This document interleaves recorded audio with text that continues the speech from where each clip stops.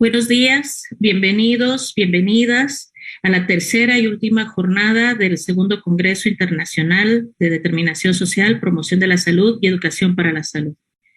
Este día tengo el gran honor de presentar a la querida doctora Oliva López Arellano, secretaria de Salud del Gobierno local, con la conferencia magistral de clausura de este segundo Congreso Internacional. En el comité organizador estamos muy agradecidos, ya que a pesar de la apretada agenda de la Secretaria de Salud y que recién hace un par de días le informaron que hoy es la comparecencia de la Secretaría a su cargo ante el Congreso local, se dio el tiempo para grabar la conferencia titulada Avances y desafíos para garantizar el derecho a la salud en la Ciudad de México, que está muy en sintonía, muy de acuerdo con el lema de nuestro segundo Congreso, por el derecho a la salud, debates, experiencias y justicia social. Ahorita voy a leer la semblanza de la doctora Oliva López Arellano. La amplísima trayectoria, voy a tratar de resumirla. La doctora Oliva López Arellano, médica, maestra en medicina social, doctora en ciencias en salud pública, médica comunitaria en programas de extensión de cobertura en la Huasteca Potosina y Chiapas, epidemióloga de los servicios de salud del Distrito Federal y del Estado de Michoacán, profesora de posgrado en la Universidad Autónoma Metropolitana Xochimilco desde 1988 y consejera ciudadana del Observatorio de Política Social y Derechos Humanos 2007-2012. Investigadora sobre las temáticas de condiciones de vida y servicios de salud en ámbitos urbanos y políticas y sistemas de salud. Autora de más de 85 artículos sobre calidad de vida urbana, políticas y prioridades en salud, espacios, poblaciones vulnerables e impacto epidemiológico de las políticas de salud. Profesora invitada en distintos programas de posgrado en ciencias de la salud en institutos y universidades del interior de la República. Miembro del Sistema Nacional de Investigadores Nivel 2. Se ha desempeñado en los siguientes cargos: coordinadora de la Maestría de Medicina Social 1997-1999, directora general de Planeación y Coordinación Sectorial de la Secretaría de Salud del Distrito Federal 2000-2003, jefa del área de investigación, Estado y Servicios de Salud de la UAM Xochimilco 2003-2007, coordinadora del Cuerpo Académico Consolidado Determinantes Sociales en Salud, Enfermedad y Atención 2009 a la fecha, e iniciadora de la red PROMEP, Salud, Condiciones de Vida y Políticas Sociales, y coordinadora del doctorado en Ciencias en Salud Colectiva, UAM Xochimilco, 2011 a noviembre de 2018. Actualmente se desempeña en el cargo de la Secretaría de Salud de la Ciudad de México, en el gabinete de la doctora Claudia Sheinbaum Pardo, jefa de gobierno de la Ciudad de México, 2019-2024.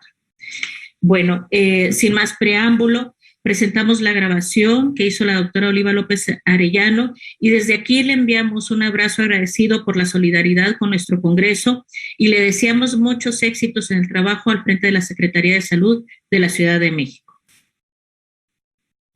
Hola, un gusto estar con ustedes, saludarlos, queridos compañeros, compañeras, colegas, estudiosos de la determinación social, de la salud colectiva, de la promoción de la salud y la educación para la salud. Me da mucho gusto estar ahora con ustedes para pues esta conferencia que está prevista en el segundo Congreso Internacional de Determinación Social, Promoción de la Salud y Educación para la Salud, con el título de la ponencia Avances y desafíos para garantizar el derecho a la salud en la Ciudad de México. Como ustedes saben, en este momento yo tengo el encargo de la Secretaría de Salud de la ciudad, tarea asignada desde el 5 de diciembre del 2018, una tarea que ha sido un estimulante, ha sido un desafiante y finalmente que es un privilegio en términos de poder servir a la ciudadanía en términos de estar participando en un gobierno cercano a la gente, en un gobierno que trabaja en territorio, en un gobierno que prioriza los derechos individuales y colectivos y que plantea el gobierno de la ciudad muy enmarcada en la política global del país, la transformación de la vida pública, es decir, la visión de una ciudadanía que ejerce derechos y un gobierno que garantiza el bienestar y en nuestro caso garantiza la salud. Entonces ha sido un privilegio encabezar esta tarea, muy agradecida con la jefa de gobierno que me invitó a participar en esta conducción de la Secretaría de Salud y que ha sido, a pesar de la pandemia, con la pandemia y con los desafíos que colocó la pandemia, ha sido para mí muy importante, para mi vida profesional, para mi vida laboral, pero también como parte de esta construcción de una mirada de salud colectiva, de una perspectiva de derechos, de una corriente que le da mucho énfasis y a entender la determinación social de la salud y cómo modificamos y cómo transformamos esta situación.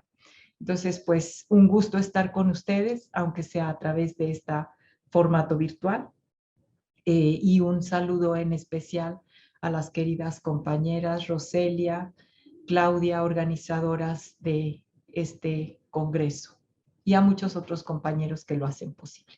Voy a iniciar con algunas definiciones básicas porque creo que es importante para dejar muy claro, explicitar desde dónde estamos mirando el problema de la salud, de la enfermedad, desde dónde nos posicionamos para plantear una serie de transformaciones y de políticas públicas.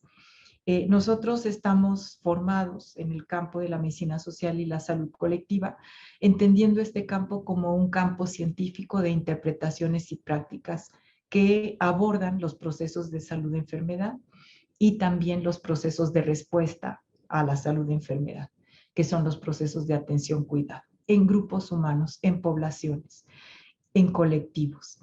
Entonces, esta perspectiva nos obliga a tener una visión histórica de lo colectivo, de la construcción de las sociedades. Por supuesto, no desconocemos los elementos y las prácticas y los aportes de la salud pública, que para decirlo rápido podemos denominar como convencional, pero nos interesa mucho ampliar sus horizontes de comprensión para transformar esas prácticas, radicalizarlas y buscar no solamente el éxito técnico, que es lo que muchas veces promueve y busca la salud pública, que no es despreciable, pero es insuficiente. Y comprometernos con un logro práctico donde las personas puedan ejercer el derecho a la salud y contribuir a constituirse como sujetos sociales que transforman la salud, que transforman la vida y que producen salud. Entonces, estos serían planteamientos iniciales. Esta perspectiva, por supuesto, reconoce la salud-enfermedad como momentos diferenciados y cambiantes del proceso salud, del proceso vital humano, es decir, no concebimos la vida sin momentos de salud y sin momentos de enfermedad. Está permanentemente atravesada la vida humana por estos momentos. Y en términos de la visión que tenemos es que se sintetiza esto que etiquetamos como salud, enfermedad, estos momentos en la corporeidad humana, en la psique, pero finalmente es una expresión individual, particular, de procesos colectivos, de formas como nos relacionamos, de dinámicas de organización social y de apropiación de la naturaleza y del ambiente. Entonces, sí reconocemos las contribuciones de la biomedicina, de la epidemiología, pero pretendemos rearticular estos saberes en una visión integral y jerarquizada. Y para nosotros la determinación social, que es distinta a los determinantes sociales de la salud, la determinación social es el proceso global, societal, donde se organizan las relaciones sociales, nos organizamos como sociedades para producir y consumir y también tiene un papel fundamental en esta determinación social, las lógicas distributivas o regresivas del Estado para configurar entonces sí lo que reconocemos como determinantes sociales y que luego se expresan en perfiles de salud, enfermedad y muerte.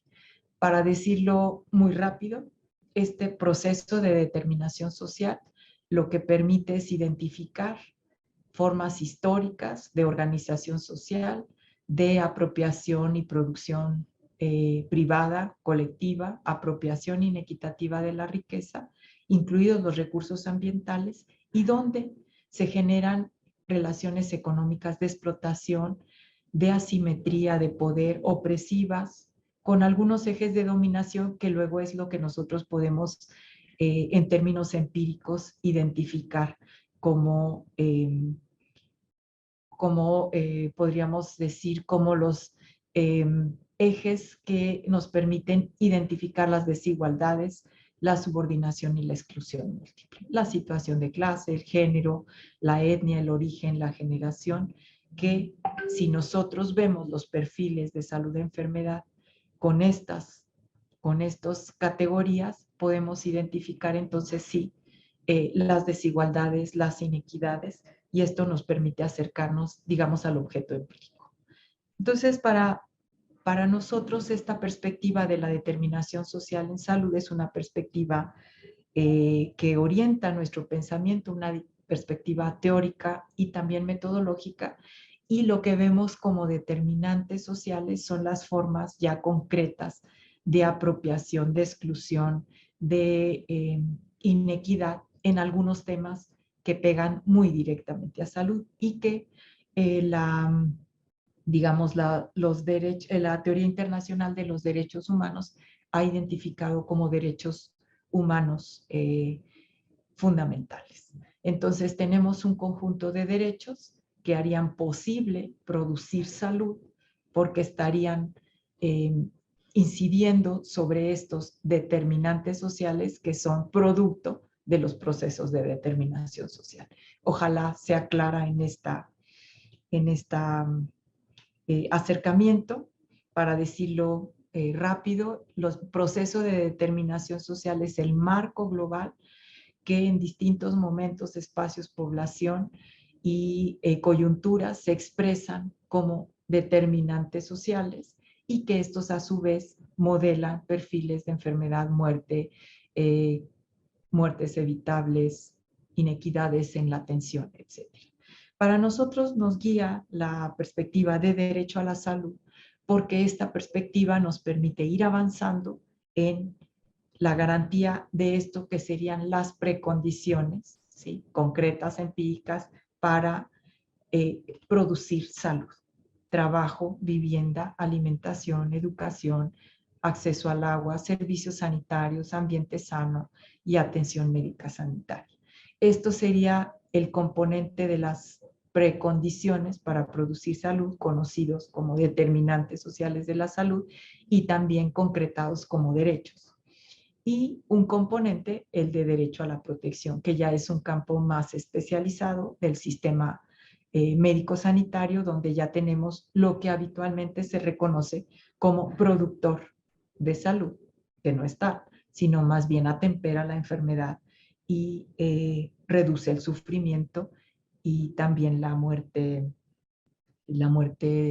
prematura, ¿sí?, y que no es despreciable. Entonces, para nosotros salud es una capacidad, una condición esencial para el desarrollo, el florecimiento humano, y trabajar con derecho a la salud, con estos dos componentes, el que hace referencia a los determinantes sociales de la salud y el que hace referencia más específicamente al acceso a los servicios de salud, ¿sí?, nos permite organizar, ¿sí?, sin perder la ruta teórica y metodológica, nos permite organizar un quehacer concreto en una Secretaría de Salud, como la que ahora encabezo, reconociendo que hay un conjunto de políticas económicas y sociales que no son directamente, digamos,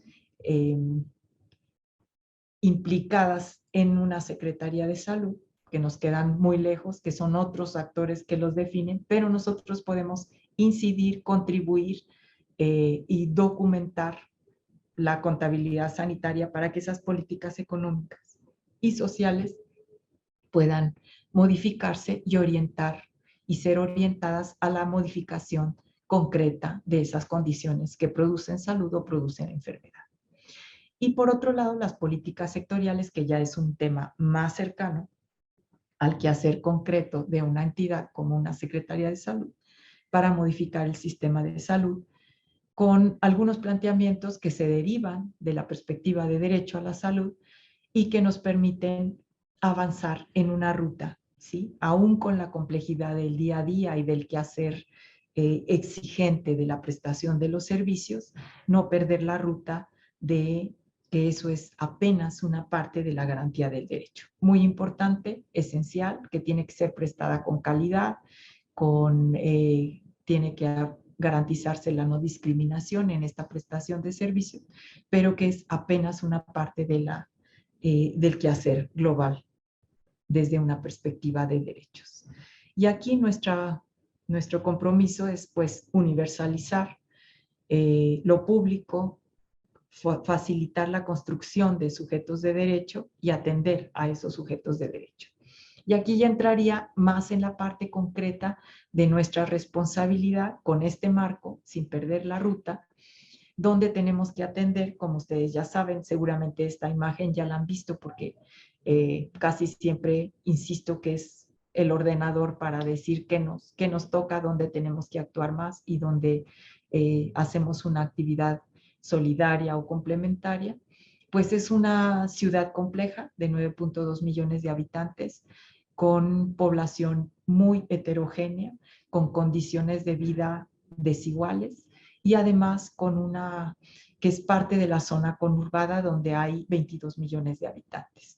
Esta dinámica poblacional de ser la megalópolis del centro país imprime ciertas características a la dinámica de la población, a lo que sería en concreto las expresiones particulares de los procesos de determinación social, que serían los determinantes sociales de la salud, y también a las tareas concretas de la Secretaría de Salud. Entonces, para avanzar en el derecho a la salud en esta ciudad y a través del accionar de la Secretaría, pues lo que hicimos desde el inicio fue plantear el modelo de salud en tu vida para así diferenciar un componente que tiene que ver más con la rectoría, la coordinación intersectorial, la coordinación sectorial, la seguridad sanitaria, la vigilancia epidemiológica, que abarca todo el universo y que además incide más en los territorios, en la parte comunitaria y en la articulación de distintos actores, y plantear también que se correspondería a esa imagen del derecho a la salud de la primera parte, donde se garantizan otros derechos en coadyuvancia con otras instituciones, y la parte que nos corresponde de manera directa, que es la población de responsabilidad, 4 millones de habitantes que no tienen seguridad social laboral, ¿sí? Que además hay mucha movilidad entre el sistema de aseguramiento y la población sin seguridad social, porque las personas pierden el trabajo, pierden la seguridad social y luego pierden el trabajo formal, pierden su seguridad social, forman parte de esta población que atendemos directamente, luego consiguen trabajo, vuelven a entrar. Entonces son circuitos de mucho dinamismo. Al igual que la población de la zona metropolitana, que va y viene, estamos estimando 5 millones de personas que se mueven diariamente de la zona conurbada a la Ciudad de México a trabajar, a atenderse, a usar los servicios o también a la recreación, pero hay una movilidad muy intensa. Y esto lo trabajamos por lo que sería índice de desarrollo social de las distintas zonas y gradientes de marginación. ¿Por qué? Porque estos son elementos, son proxies que nos permiten identificar dónde tenemos que intensificar nuestras acciones. Si bien es cierto que tenemos el compromiso de la universalidad y de para todos todo, también es cierto que también está el compromiso de priorizar las poblaciones que tienen condiciones de mayor vulneración. Y en esta lógica sí se intensifica el accionar de la Secretaría en estas poblaciones.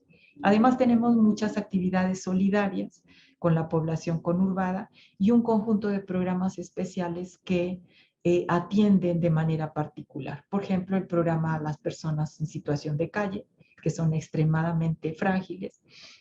Tenemos también un programa que atiende a población migrante y también brigadas que se desplazan para atender, que es el programa de salud en tu casa, que se desplazan para atender población postrada, población que no puede movilizarse y sobre todo también enfermos terminales o adultos mayores en situación de extrema fragilidad. Entonces, esta, digamos, es la dimensión de nuestro quehacer y lo desplegamos a través de una institución que tiene presencia en prácticamente toda la ciudad. Con distintos niveles de complejidad tenemos centros de salud, desde centros de salud muy pequeños con 1 o 2 consultorios, que son 100 centros de salud con estas características, centros de salud entre 4 y 6 consultorios con más equipo, más capacidad resolutiva, y centros de salud que ya están mucho más equipados, que son el referente de sus zonas, de las regiones, donde tenemos laboratorio, rayos X, mastógrafo, médicos especialistas. Y también tenemos un segundo nivel que la complejidad de las ciudades lo muestra y de la organización del sistema de salud, es otro ente administrativo. Entonces, nosotros tenemos todos los servicios ambulatorios y de salud pública en Servicios de Salud Pública de la Ciudad de México, que es un OPD, un organismo público descentralizado, sectorizado a la Secretaría de Salud, y tenemos todo el sistema hospitalario y el subsistema de atención médica legal y en reclusorios en la Secretaría de Salud, donde se atiende todo el segundo nivel y es otra estructura administrativa. Esto significa una complejidad adicional porque tenemos, además de más de 12 formas distintas de contratación, tenemos 2 instituciones en términos administrativos, 2 instituciones que además una tiene unas condiciones generales de trabajo del nivel federal y nómina federal y sindicato nacional con 10 secciones sindicales, y la otra tiene una condición de anclada al gobierno local con un sindicato único local con 3 secciones sindicales mucho más fuertes, porque tiene más, pero en salud son 3 muy fuertes, y con condiciones generales de trabajo también distintas. Entonces tenemos población que se atiende con estas diferentes formas de organización del sistema. Por eso la federalización puede ser una ruta, una meta de medio camino para reorganizar y ir apuntalando un sistema unificado de salud. ¿Cómo hemos avanzado? Con universalidad y gratuidad, que son nuestras propuestas iniciales. Si alguno estuvo en el Congreso de Alames en Zacatecas, seguramente recordará que se planteaban estas grandes estrategias. Bueno, pero ahora ya le podemos poner carnita. Podemos decir cuánto hemos hecho en esta ruta de universalidad y de gratuidad. Tenemos 4 millones de personas registradas en el padrón de gratuidad, con un volumen de servicios bastante alto y además contendiendo con la pandemia, como ustedes saben, en la fase más difícil del 2020 y del 2021, y con la vacunación ya desde febrero del 2021 a la fecha. Entonces, tenemos una gran cantidad de servicios, pero aquí lo que es clave es que todos los servicios que otorga la Secretaría de Salud son gratuitos, todos, en el nivel ambulatorio y en el nivel hospitalario. Y esto es muy importante y se incorpora la gratuidad no solo a la consulta, a la atención de urgencia, sino también a la intervención quirúrgica y a los medicamentos y a los insumos que se requiere para esta atención. Por supuesto, exámenes de laboratorio, estudios de gabinete y algo que es muy importante y que en la ciudad tiene un peso fundamental en las finanzas es, por ejemplo, todo lo que tiene que ver con material de osteosíntesis, órtesis y prótesis.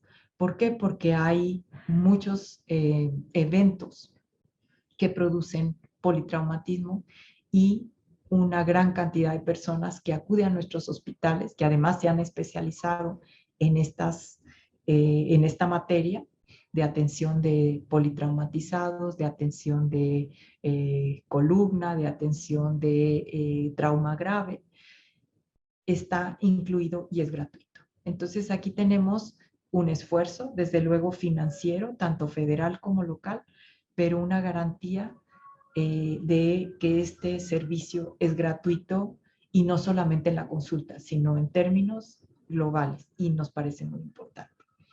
También hemos avanzado en la universalidad. ¿Y aquí qué significa? Sobre todo atendemos, por supuesto, a la población sin seguridad social, pero el tamizaje que hacemos, la detección que hacemos, la aplicación masiva de pruebas de detección de cualquier tipo son universales. Por ejemplo, nuestros medibuses recorren colonias para hacer mastografías, colonias que están priorizadas, está en términos de equidad en la otra imagen, priorizando e intensificando acciones, definimos como gobierno, esto es muy importante, no fue una definición de la Secretaría de Salud, fue una definición de gobierno donde todos los esfuerzos de todas las entidades de gobierno se abocan a priorizar esas colonias, se llaman de acción prioritaria, y ahí nos encontramos en territorio y esta es digamos, la bondad del trabajo intersectorial, porque ahí se está fortaleciendo el abasto de agua, se está interviniendo en vivienda,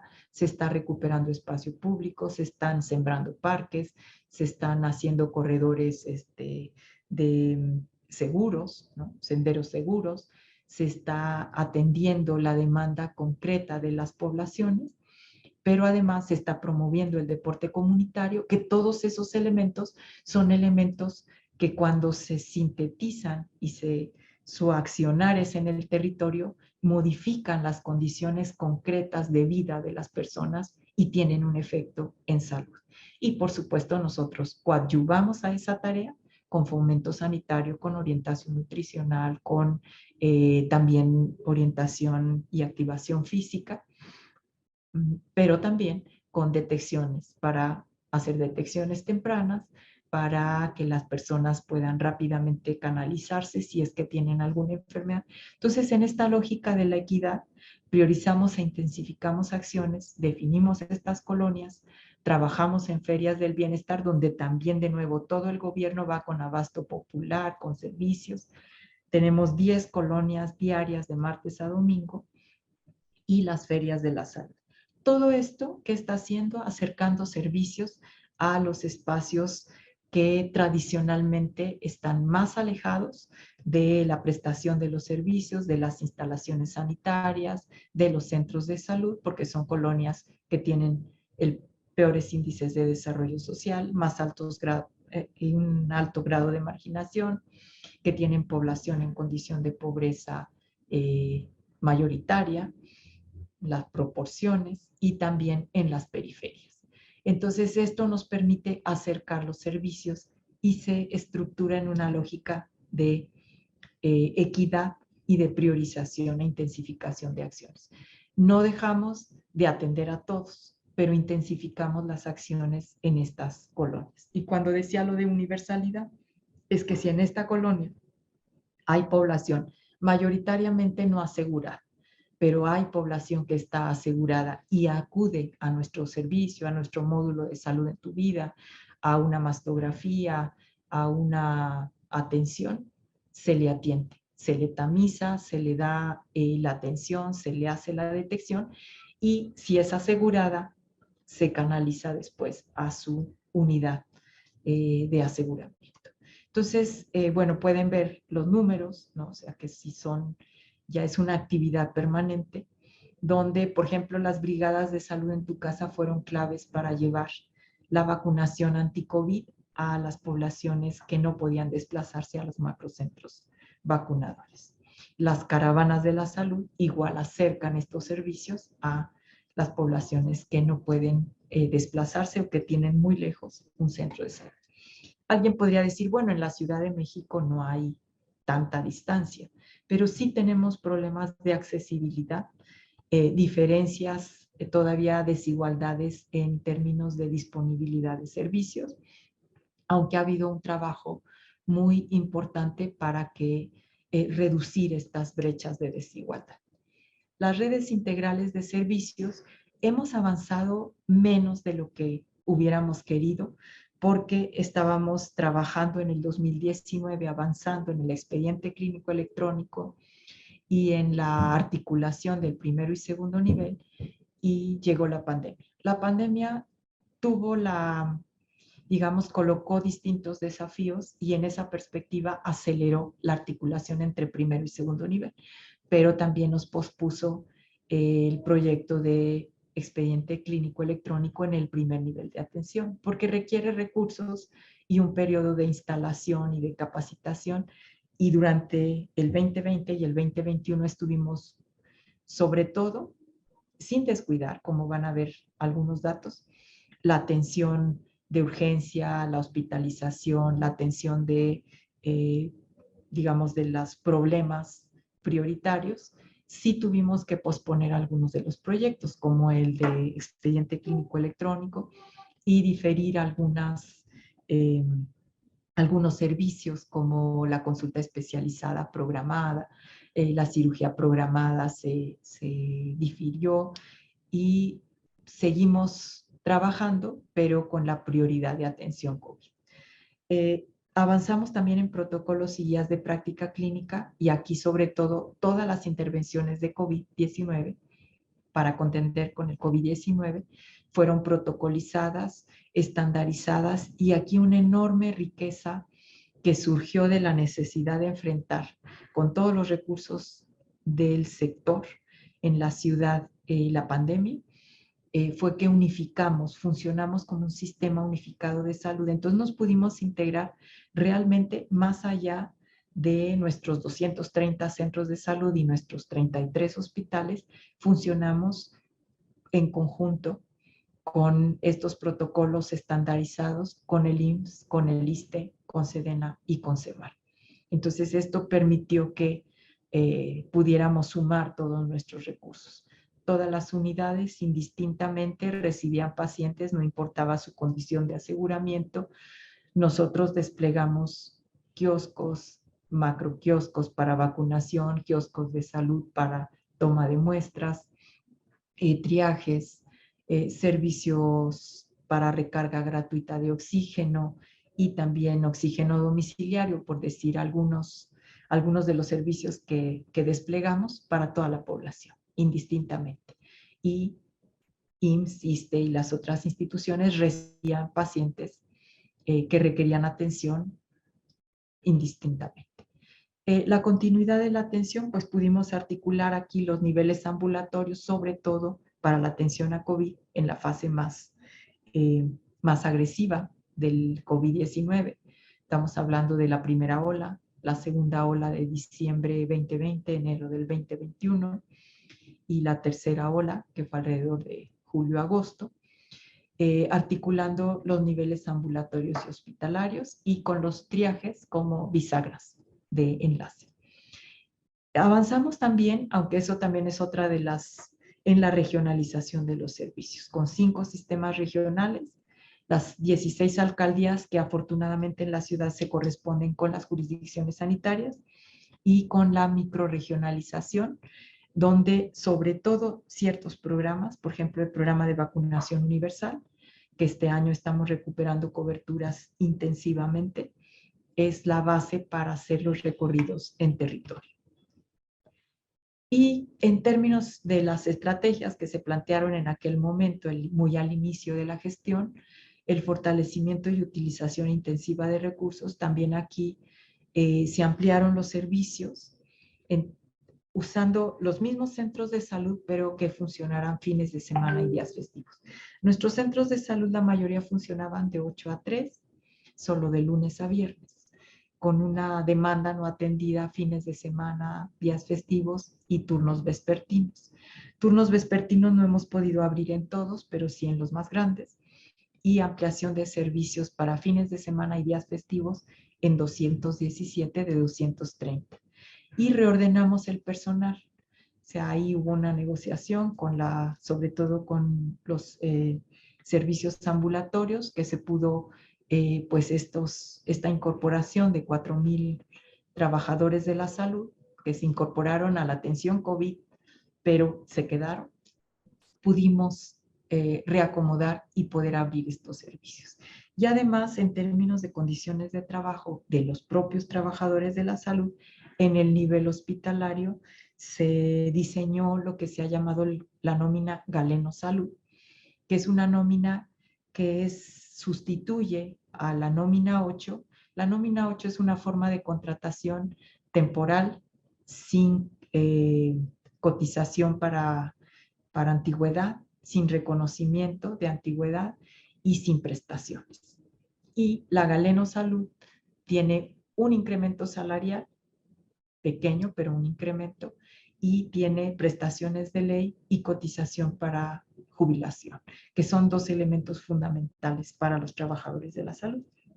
Y ya 4,000 trabajadores quisieron y se pudo transferir de nómina 8 a Galeno Salud. Y el fortalecimiento que se dio, o sea, ya lo estaba presupuestado, incluso ya salíamos a licitación en finales del 2019, cuando nos vemos forzados a acelerar esas compras para el equipamiento. Pero se pudo equipar el servicio con ventiladores, monitores, fortalecer las áreas de fisioterapia que ahora son claves para la atención post-COVID. Tenemos ya también en la perspectiva de parto respetado, salas de labor, parto y recuperación. Se hicieron las adecuaciones en 2 hospitales y laboratorio de microbiología, que es el referente para toda la red. Y en términos de reconversión y nuevas unidades, lo que hicimos fue ampliar y remodelar 15 centros de salud, construir 7 centros de salud y 3 hospitales. Y en este proceso de construcción se diversificaron los servicios porque se construyó un centro de medicina integrativa nuevo con instalaciones ad hoc para este servicio, que incluye fitoterapia clínica, homeopatía, acupuntura y masoterapia. Y la unidad de salud integral para personas trans, que es una unidad especializada para atender a esta población que no tenía ninguna, digamos, espacio que pudiera atender la complejidad de sus padecimientos.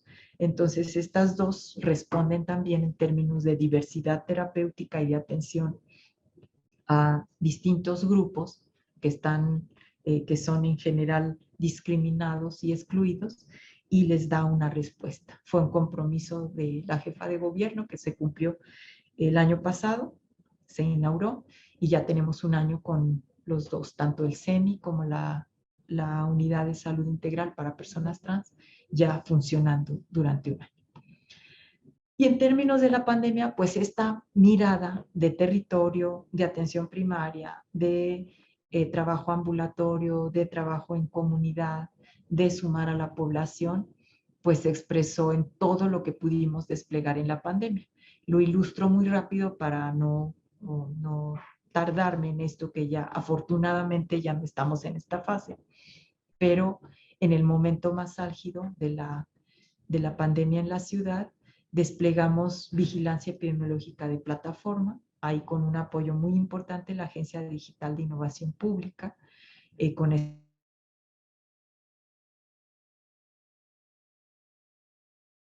territorio, con nuestras brigadas de campo, más las brigadas de participación ciudadana. Y aquí de nuevo se muestra que no solo trabajamos como sistema unificado de salud, sino que también todos los recursos del gobierno se pusieron para enfrentar la pandemia. Y se trabajó el enfrentamiento a la pandemia como una tarea de Estado que encabezó la jefa de gobierno. Esto es muy importante porque le dio unidad de mando y también pudo sumar recursos nacionales y locales y acelerar muchos procesos que sin su gestión, sin su liderazgo, hubiera sido muy tortuoso sacarlos tan rápido. Entonces, las brigadas de campo nuestras, más las de participación ciudadana, que están ancladas a la Secretaría de Inclusión y Bienestar Social, unidades de primer contacto, kioscos, tamizaje, también ahí se tenía seguimiento telefónico, se hicieron en cada jurisdicción call center para estar dando seguimiento no solo a COVID, sino también a la patología habitual de atención de los centros de salud y surtimiento y dotación para un mes, para que no tuviera la gente que ir a las unidades. Había mucho miedo de acercarse a las unidades y toma de muestras. Y las unidades hospitalarias, todas nos reconvertimos. Primero empezamos con 2 hospitales COVID, tuvimos que sumar rapidísimo 5 y después crecer a 11 híbridos y abrir 3 unidades temporales. Pudimos triplicar la capacidad de camas para atención COVID y en el momento más álgido de la pandemia teníamos como sector en la ciudad desplegadas 11,300 camas para atención solo COVID, más las otras que seguíamos atendiendo, otras urgencias y otras necesidades. Como les decía, se estandarizó y se implementó el oxígeno domiciliario para el alta oportuna. Había muchas veces que un paciente ya recuperado de COVID todavía le faltaba mantener su oxigenación, necesitaba pues una concentradora, un tanque de oxígeno, pero ya no tenía problema, ya era nada más convaleciente. Y entonces no se podía ir a su casa, no podía liberar una cama de hospital para otro paciente porque no tenía el oxígeno. Entonces se hizo un programa muy amplio junto con el IMSS de alta oportuna y oxígeno domiciliario. Y esto permitió también pues dar mucha más capacidad de respuesta a la institución porque se le hacía seguimiento en su casa, ¿no? Seguimiento domiciliario, se le apoyaba con el oxígeno, pero esa cama quedaba liberada para un paciente grave que lo requiriera. Y las unidades de triaje, y esto era muy importante porque referían tempranamente a personas con mayor riesgo. Ustedes saben, diabetes, hipertensión, también obesidad o sobrepeso eran condiciones que pues colocaban a las personas en un riesgo de padecer COVID grave, hospitalización y mayor riesgo de desenlaces fatales.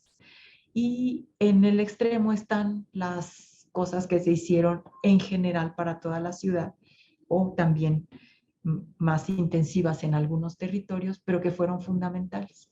Las campañas de comunicación e información, que aquí nunca se sancionó por no traer el cubreboca, no se multó, no era una acción punitiva, sino era información, convencimiento, una campaña por la solidaridad, por amor, por cuidado del otro, usemos el cubreboca. Fomento y regulación sanitaria con una vigilancia particular en asilos, en la central de abastos, en mercados, en tianguis, en albergues y programas específicos como el apoyo a personas positivas y sus familias con kits que eran medicamentosos, también kits de alimentario. Tenía una despensa para que una familia pudiera aislarse 15 días y no tuviera que salir a trabajar, porque sabemos que el 70% de la población en la ciudad, además de otros indicadores bastante negativos, pues tiene un trabajo informal que no le permite mantener su salario el día que no sale a trabajar, no tiene recursos para solventar sus necesidades más esenciales.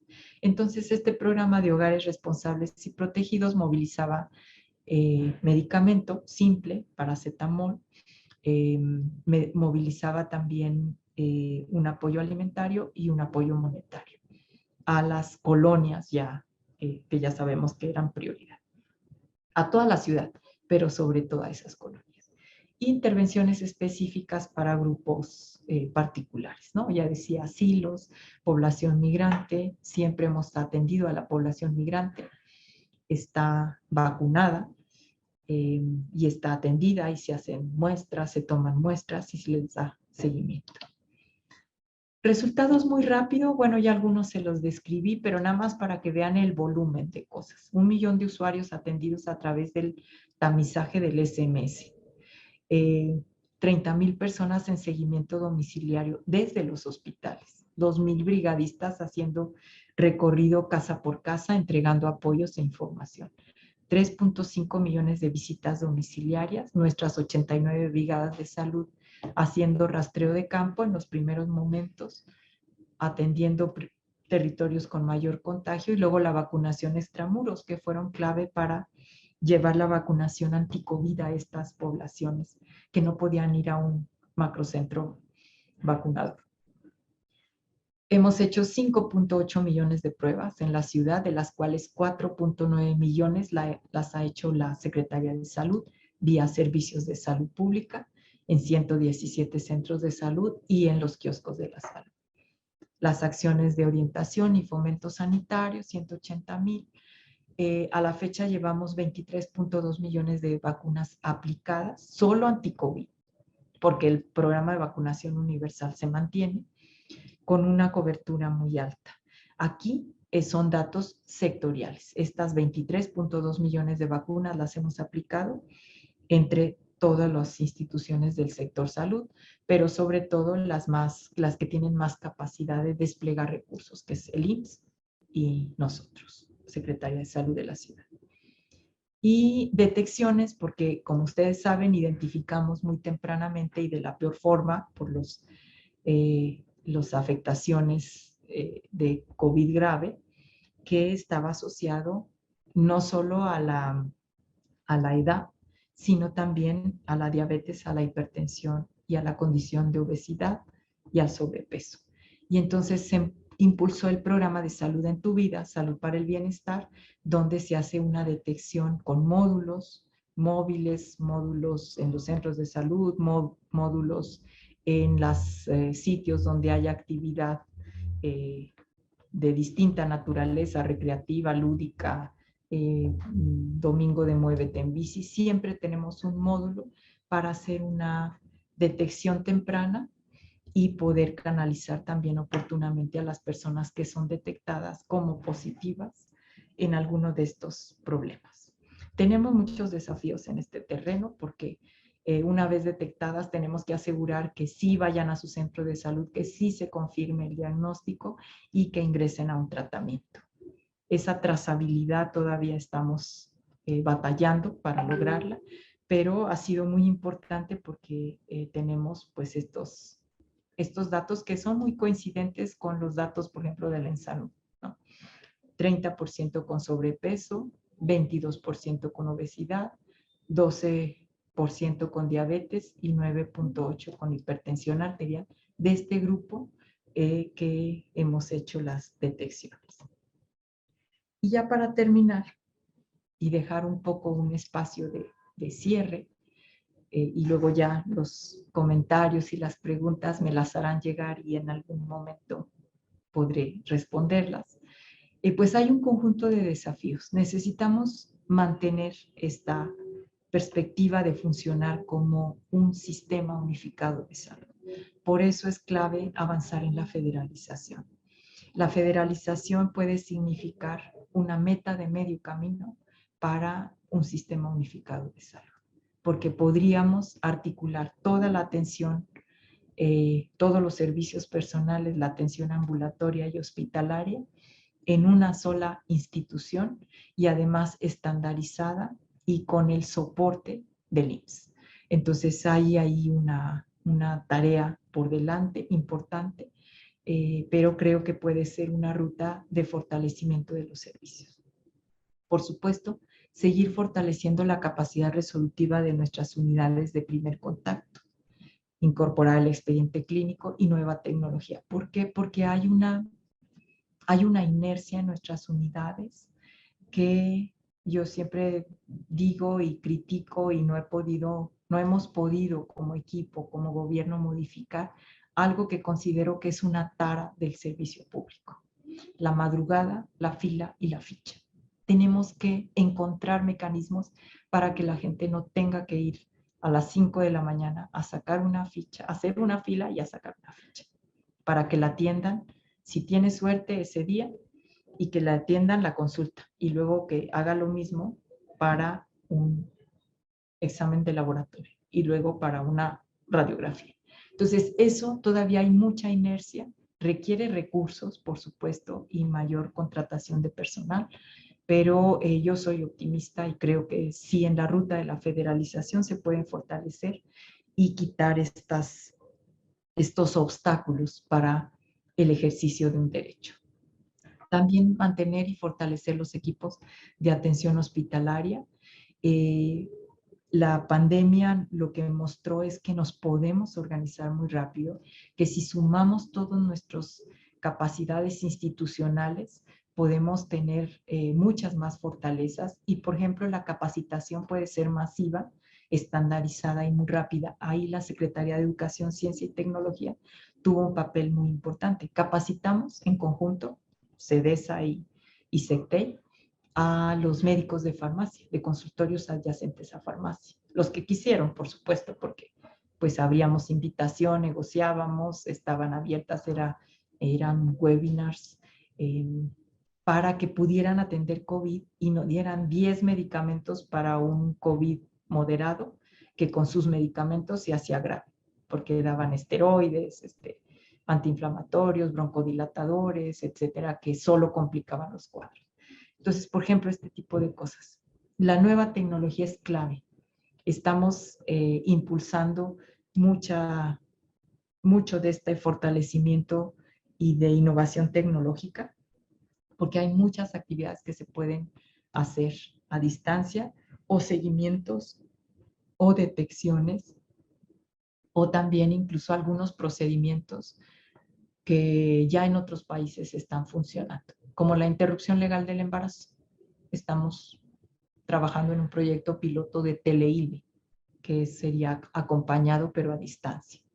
Entonces, eso es una vertiente, ¿no?, que es salud digital como parte de la prestación de los servicios, y seguir apuntalando los servicios integrales para que sea rápido el tránsito de la detección, la confirmación diagnóstica, la atención y la canalización a donde se le pueda dar la tarea, digo, el tratamiento, la intervención que se requiere. Seguir fortaleciendo el programa de salud en tu vida, que tiene un componente que no lo mencioné, pero un componente comunitario de formación de comisiones de salud y de promoción de la salud muy importante. Este año capacitamos 17,000 promotores de salud y formamos, aunque la tarea más importante recayó en la Secretaría de Inclusión y Bienestar Social a través de participación ciudadana. Se formaron 4,000 comités comunitarios de salud. Entonces, esto, claro que hay que darle vuelta, hay que seguir, hay que mantener la relación, porque si se forman y no hay actividad, rápidamente se decepcionan, se vuelven a no funcionar. Pero es algo que tenemos que seguir trabajando con la población, pues impulsar las conductas solidarias, todo el trabajo que está haciendo el gobierno de recuperación de espacio público, de vida comunitaria, está pues construyendo una nueva red de solidaridad y apuntar a la cohesión social. Nosotros tenemos que hacer muchas actividades ahí: las ferias de la salud, las comisiones de salud comunitaria, los comités de salud, los entornos habilitantes, para que esto tenga sentido y las personas, los barrios, las colonias, hagan suya esta tarea, y que sea pretexto para fortalecer su organización. Como ustedes saben, yo siempre he sido enemiga de esta idea de que nosotros vamos a organizar. No, nosotros vamos a proveer algunos elementos, algunos de ellos técnicos, para que las personas puedan tomar la salud en sus manos como actores principales de la producción de salud y como sujetos de derecho. Entonces nosotros apoyamos, coadyuvamos, damos elementos, acompañamos, pero la organización es de las poblaciones. Pero sí hay un conjunto de tareas donde podemos estar fortaleciendo esta organización y esa formación también, ¿no? Que algunos le llaman alfabetización en salud, tampoco me gusta mucho, pero esta idea de la promoción como transformación de la vida y de las relaciones entre las personas, de las relaciones sociales. Y desde luego, pues seguimos invitando, porque es una tarea particular, activamente al programa Salud en tu Vida, Salud para el Bienestar, y tratando de que las personas que son diagnosticadas mantengan en control su enfermedad. ¿Por qué? Porque la pandemia de enfermedades transmisibles, no, de enfermedades crónicas no transmisibles en el mundo es escandaloso, nada más que no se mueren como en el COVID en un solo momento, sino es diferido. Y en la ciudad es un problema muy serio. Antes del COVID eran las primeras causas de muerte, enfermedad del corazón. Segunda lugar, diabetes y también neoplasias. Entonces están esas patologías entre los primeros lugares y tenemos capacidad de identificarlas tempranamente, incluso algunas de ellas de transformar su expresión. Para esto, por supuesto, la Rectoría de la Secretaría de Salud, el apuntalamiento de los procesos que son federales, pero han sido muy importantes, como el etiquetado de advertencia de los alimentos, la campaña contra los vapeadores, el cumplimiento de la regulación sanitaria para modificar estas pautas de consumo que no son decisiones individuales, sino son dinámicas sociales que nos imponen comer chatarra, ultraprocesados, bebidas azucaradas, ¿sí? En una dinámica donde no tenemos tiempo de estar ejercitándonos, de hacer, y entonces por eso la intervención de gobierno con los paseos perrunos, la caminata, la cascarita de los miércoles, el deporte comunitario, el baile de los sábados, ¿no? Que es sábado de baile y domingo de muévete en bici. Todas estas acciones colectivas que se hacen en conjunto, que cohesionan a la comunidad, pues son cosas que pueden apuntalar más allá de la transformación, digamos, de las condiciones estructurales que tienen que ver con empleo, con apropiación del territorio, con redistribución de la riqueza, con protección a los territorios y al ambiente.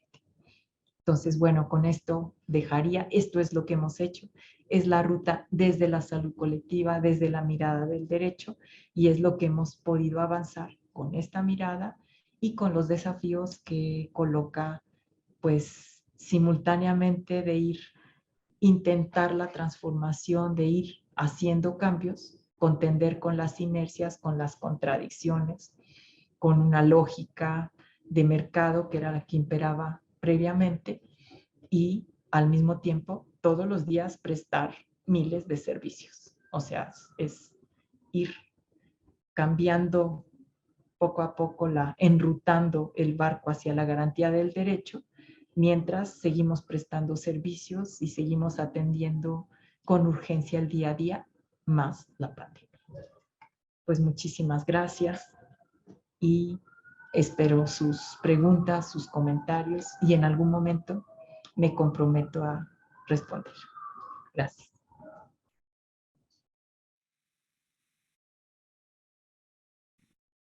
Bueno, nuevamente damos gracias a la doctora Oliva López Arellano por esta magnífica conferencia que nos permite observar el gran trabajo que ha hecho la Secretaría de Salud ante el reto y los desafíos que se tienen en tema de salud en la Ciudad de México. Tenemos muchos comentarios, felicitaciones y algunas preguntas que se las haremos llegar a la doctora Oliva López Arellano, pero en especial quiero hacer mención de Oscar Picasso y todo el equipo de CEDESA que mandaron un fuerte saludo para la doctora, y nosotros desde aquí les reenviamos otro gran abrazo a ellos. Queríamos que se terminara de ver la conferencia, por eso nos tomamos unos minutos del receso que tenemos para poder coordinar todo, pero recuerden que en nuestra página del Congreso podrán ver de corridito toda la gran conferencia de la doctora Oliva López Arellano, y pues los invitamos posteriormente, después del fin de semana, a buscarla y volverla a revisar.